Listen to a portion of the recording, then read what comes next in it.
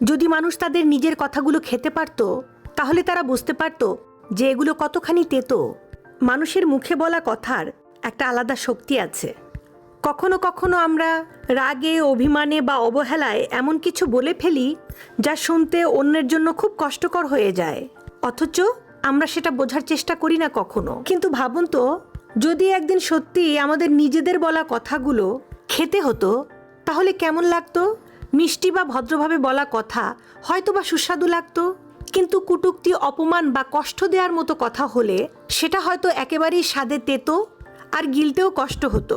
আর তখনই হয়তো আমরা বুঝতাম আমাদের জিভ থেকে বের হওয়া প্রতিটা শব্দের কতটা ওজন আছে, আর তা অন্যের হৃদয়ে কেমন প্রভাব ফেলে। তাই কথার আগে একটু ভেবে বলা জরুরি, কারণ কথার কোনো ওষুধ নেই। একবার বলে ফেললে তা আর ফেরানো যায় না কখনো। নিজের কথাই যদি একদিন নিজের কাছে তিতো